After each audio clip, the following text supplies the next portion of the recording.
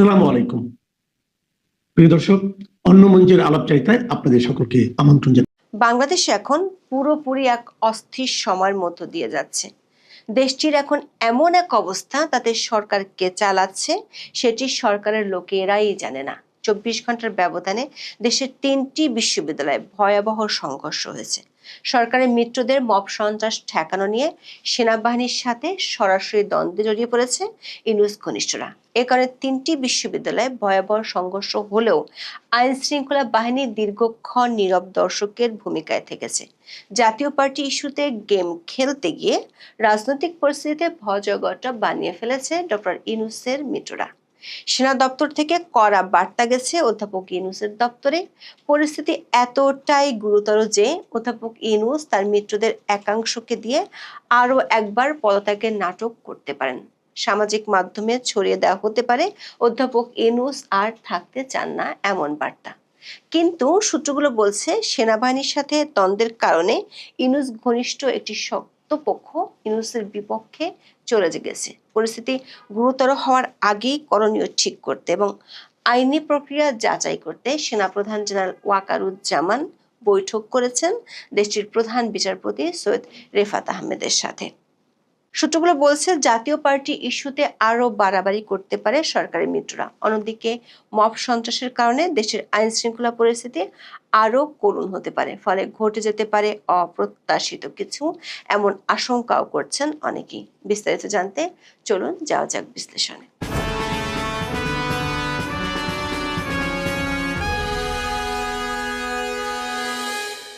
অধ্যাপক ইউনূসের খুব ঘনিষ্ঠজন বলে পরিচিত অর্থনীতিবিদ দেবপ্রিয় ভট্টাচার্য গত 23শে জুলাই বলেছিলেন, সরকারের ভেতরে আরো একটা সরকার আছে। তার এই রহস্যময় কথার প্রমাণ দিলেন গত 1 বছরে অনেক বিতর্কের জন্ম দেয়া স্থানীয় সরকার উপদেষ্টা আসিফ মাহমুদ। আইন শৃঙ্খলা বাহিনীর বেদম লাঠিচার্জে আহত গণ অধিকার পরিষদের সভাপতি নুরুল হক নুরুকে 31শে আগস্ট দেখতে গিয়েছিলেন উপদেষ্টা আসিফ মাহমুদ। সেখানে সাংবাদিকদের তিনি যা বলছেন তা একই সাথে জন্ম দিয়েছে অনেক প্রশ্নের, আবার হাস্যরসেরও। উপদেষ্টা আসিফ মাহমুদ বলেছেন, নুরুল হক নুরের উপর এ ধরনের ন্যাক্কারজনক হামলার ঘটনা আওয়ামী লীগ সরকারের আমলেও ঘটেনি, যা এই সরকারের আমলে ঘটেছে। এর দায় দায়িত্ব এই সরকারকে নিতে হবে। তার এমন বক্তব্য সামাজিক মাধ্যমে ট্রল হয়েছে সারাদিন। সবার প্রশ্ন, বহু বিতর্ক আর দুর্নীতির অভিযোগ থাকা সত্ত্বেও সরকার যা টিকিটিও ছুঁতে পারে না, সেই প্রভাবশালী উপদেষ্টা বলছেন তার সরকারের আমলের চেয়ে আওয়ামী লীগ আমলই ভালো ছিল। আবার এই হামলার দায় সরকারকে নিতে হবে। ভাইরাল হওয়া ভিডিও ফুটেজে দেখা গেছে জনাব নূরকে পিটিয়েছে পুলিশ ও সেনাবাহিনী। সেনাবাহিনীর পক্ষ থেকেও বলা হয়েছে মব সন্ত্রাস দমনের জন্য তারা বল প্রয়োগ করেছে। আর আসিফ মাহমুদ আইন শৃঙ্খলা রক্ষা সংক্রান্ত উপদেষ্টা কমিটির সদস্য, যে ক্ষমতা বলে তিনি জুস পান করতে করতে গোপালগঞ্জের পরিস্থিতি নিয়ন্ত্রণ করেছিলেন পুলিশ সদর দপ্তর থেকে। অথচ নূরের উপর হামলার দায় দিচ্ছেন সরকারের উপর। প্রশ্ন হলো, তাহলে অধ্যাপক ইউনূসের সরকার কয়টা? তাহলে কি দেবপ্রিয় ভট্টাচার্যের কথাতেই সায় দিলেন আসিফ মাহমুদ? আসিফ মাহমুদ যাই বলুক না কেন, সরকার একাধিক সূত্র বলছে পরিস্থিতি একেবারেই অধ্যাপক ইউনূসের হাতে নেই। সে সিগন্যালও তিনি তার মিত্রদের দিয়ে দিয়েছেন। জাতীয় পার্টিকে কোণঠাসা করার নাটকে বুমেরাং হয়ে তীর হয়ে বিচ্ছে এখন যমুনায়। মব সন্ত্রাস ঠেকাতে গিয়ে সেনাবাহিনীর কঠোর অ্যাকশনে হতবম্ব হয়ে পড়ে সরকারের মিত্ররা।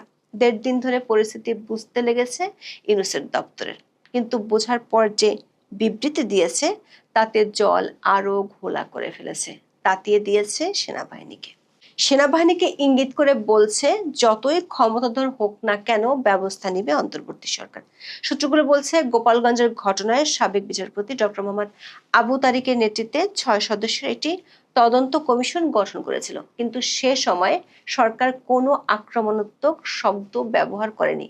কিন্তু নূরের আহত হওয়ার ঘটনায় সেনাবাহিনীর সাথে কোনো আলোচনাই করেনি অধ্যাপক ইউনূস। বৈঠক করেছেন ঘনিষ্ঠ উপদেষ্টাদের সাথে, তাতে পরিস্থিতি জটিল হয়েছে। পরদিন 30শে আগস্ট জাতীয় পার্টি অফিসে আবার হামলা ও অগ্নিসংযোগের ঘটনা ঘটলেও তা ঠেকাতে সেনাবাহিনীকে দেখা যায়নি। 30 আগস্ট রাত থেকে দফায় দফায় সংঘর্ষ হয়েছে চট্টগ্রাম বিশ্ববিদ্যালয়ে। একটি ছোট্ট ঘটনাকে কেন্দ্র করে পুরো চট্টগ্রাম বিশ্ববিদ্যালয় ও তার পার্শ্ববর্তী জোবরা গ্রাম রণক্ষেত্রে পরিণত হয়। এটি সেই জোবরা গ্রাম যেখানে কাজ করে অধ্যাপক ইউনূস ও তার গ্রামীণ ব্যাংক শান্তিতে নোবেল পেয়েছিল। অথচ অধ্যাপক ইউনূসের শাসনামলে জোবরা গ্রাম হয়ে গেল শরণার্থীকালে সবচেয়ে বেশি অশান্ত। ভাড়া বাসার দারোয়ান এক ছাত্রীকে মারধর করেন। এই ঘটনাকে কেন্দ্র করে চট্টগ্রাম বিশ্ববিদ্যালয়ের শিক্ষার্থীদের সঙ্গে স্থানীয় লোকজনের সংঘর্ষ শুরু হয়। রাতভর সংঘর্ষের পর থমথমে পরিস্থিতির মধ্যে চট্টগ্রাম বিশ্ববিদ্যালয়ের 2 নম্বর গেট এলাকায় 31 আগস্ট দুপুর 12টার দিকে আবারও শিক্ষার্থীদের সঙ্গে সংঘর্ষে জড়িয়েছে এলাকাবাসী। দিনভর সংঘর্ষে বিশ্ববিদ্যালয়ের উপাচার্য সহ 1.5 শতাধিক শিক্ষার্থী আহত হয়। বিভৎসভাবে শিক্ষার্থীদের উপর হামলা চালায় গ্রামের লোকজন। একই সময় রাজশাহী বিশ্ববিদ্যালয়ে বাধে সংঘর্ষ, তালা দিয়ে শিক্ষকদের অবরুদ্ধ করে রাখা হয় কৃষি বিশ্ববিদ্যালয়। সন্ধ্যায় বিশ্ববিদ্যালয়টির শিক্ষার্থীদের উপর হামলা চালায় বহিরাগতরা। প্রতিটি ঘটনায় বিশ্ববিদ্যালয় থেকে আইন শৃঙ্খলা বাহিনীর সদস্যদের সাহায্য চাওয়া হয়, কিন্তু না পুলিশ না সেনাবাহিনী কেউই সাড়া দেয়নি।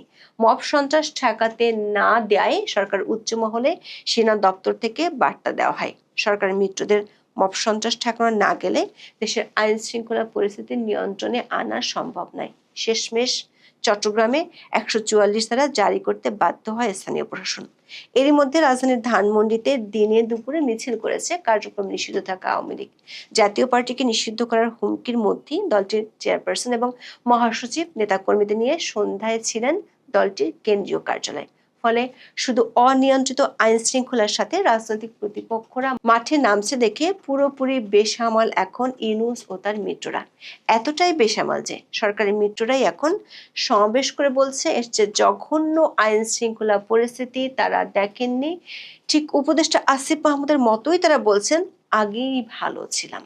সেনাবাহিনী একটি সূত্র বলছে, জাতীয় পার্টির অফিসে মব সন্ত্রাস ঠেকানোর জন্য সেনাবাহিনী লাঠিচার্জ করার পর ভাইরাল হওয়া অনেকগুলো ভিডিও তারা সংগ্রহ করেছে।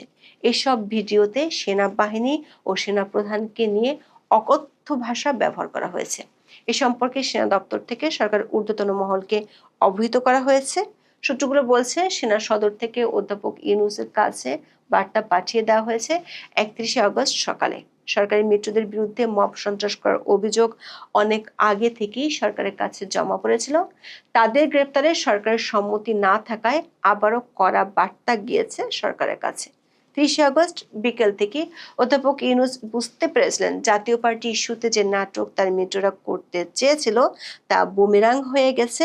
নিজের ঘনিষ্ঠ উপদেষ্টাদের নিয়ে বৈঠকের পর সিদ্ধান্ত হয় কুলহারা নৌকা তীরে ফেরাতে 3 রাজনৈতিক দলের সাথে বৈঠক করবে। আগের মতোই হাসি হাসি মুখে ফটো সেশন করে জাতিকে জানিয়ে দিবে নির্বাচন হবেই হবে, দেশে কিছুই হয়নি, সব পতিত ফ্যাসিস্টদের ষড়যন্ত্র। সরকারের চাহিদা মতো বৈঠক শেষে 2 মিত্র এনসিপি ও জামাত ইসলামী জাতীয় পার্টিকে নিষিদ্ধ করার কথা জানিয়েছে সাংবাদিকদের। দল দুটির আশঙ্কা জাতীয় পার্টি নির্বাচন করতে পারলে তারা আওয়ামী লীগের সমর্থন পেয়ে প্রধান বিরোধী দল হয়ে যেতে পারে। জাতীয় পার্টি নিষিদ্ধের ইস্যুটিতে আপাতত জল ঢেলে দিয়েছে বিএনপি।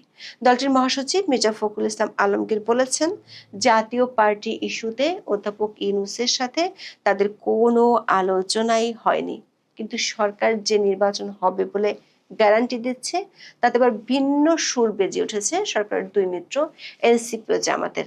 এক মিত্র এনসিপি গণপরিষদ নির্বাচন চায়, আর এক মিত্র জামাত প্রশ্ন রেখেছে নির্বাচনের পরিবেশ নেই। এক কদম এগিয়ে সরকারের বিরুদ্ধে অভিযোগ তুলেছে অধ্যাপক ইউনূস নিরপেক্ষতা হারিয়েছেন। প্রশ্ন হলো, যে সরকার নিরপেক্ষতা হারিয়েছে সে সরকারের সাথে জামাত ইসলামী কেন বৈঠক করে? সেনা সদর সূত্রে জানা গেছে, বাংলাদেশের পরিস্থিতি বিশেষ করে আইন শৃঙ্খলার চরম অবনতি হওয়া নিয়ে উদ্বিগ্ন ঊর্ধ্বতন সেনা কর্মকর্তারা। 31 আগস্ট সকালে সেনা সদরের ঊর্ধ্বতন সেনা কর্মকর্তাদের এ নিয়ে বৈঠক হয়েছে। বৈঠকে সেনাপ্রধান স্মরণ করিয়ে দেন তিনি গত বছরের 5 আগস্ট দেশবাসীকে বলেছিলেন তিনি দেশের দায়িত্ব নিয়েছেন। বৈঠকটির পর সেনাপ্রধান জেনারেল ওয়াকারুজ্জামান প্রধান বিচারপতি সৈয়দ রিফাত আহমেদের সাথে দেখা করতে যান। সামাজিক মাধ্যমে এই খবর ছড়িয়ে পড়লে চারদিকে ফিসফাস শুরু হয়। সেনা সদরে যে বৈঠকটি হয়েছে তার একটি সূত্র বলছে, প্রধান বিচারপতির সাথে সেনাপ্রধানের বৈঠক একেবারেই নজিরবিহীন। দেশের বিদ্যমান পরিস্থিতির জটিলতা নিরসনে সম্ভাব্য আইনি ও সাংবিধানিক প্রক্রিয়াগুলো কি হতে পারে সেটি একটি বড় প্রশ্ন হতে পারে। বিশেষ করে গত বছর 8ই আগস্ট সংবিধানের 106 অনুচ্ছেদ অনুসারে রাষ্ট্রপতি আপিল বিভাগের মতামতের ভিত্তিতে অন্তর্বর্তী সরকার গঠন করেছিলেন, কিন্তু সে মতামতে অন্তর্বর্তী সরকারের মেয়াদ নিয়ে কোনো নির্দেশনা ছিল না। এমন ভুল এড়ানো বা নতুন পরিস্থিতি মোকাবেলায় করণীয় ঠিক করতে চায় সংশ্লিষ্ট একটি পক্ষ। সূত্রগুলো বলছে, অধ্যাপক ইউনূসের মিত্ররা পরিস্থিতি সামাল দিতে উঠে পড়ে লেগেছে। আপাতত নির্বাচনের ব্যাপারে বিএনপিকে আশ্বাসের বাণী শুনিয়েছে, কিন্তু বিএনপিও জানে আইন শৃঙ্খলা বাহিনী, বিশেষ করে সেনাবাহিনীর সক্রিয় অংশগ্রহণ ছাড়া সুষ্ঠু নির্বাচন সম্ভব নয়। আর সেনা সদর থেকে যে বার্তাগুলো ইউনূসের দপ্তরে গিয়েছে সেগুলো মানাও প্রায় অসম্ভব ইউনূসের মিত্রদের জন্য। সেগুলো মানলে সরকারের কিংস পার্টিকে খরচের খাতায় ফেলে দিতে হবে। দর্শক, সব মিলে অস্থির পরিবেশ সহসাই ঠিক হওয়ার সম্ভাবনা ক্ষীণ। এর মধ্যে অধ্যাপক ইউনূস থাকতে চান না মানে তিনি চলে যেতে চান এমন রবও উঠতে পারে। তবে সেনা আর সরকারের দ্বন্দ্ব না কাটলে পরিস্থিতি আরো গুরুতর হয়ে উঠতে পারে। এখন এ পর্যন্ত। সবাই ভালো থাকুন, সুস্থ থাকুন, নিরাপদে থাকুন। দেখা হবে আগামী পর্বে।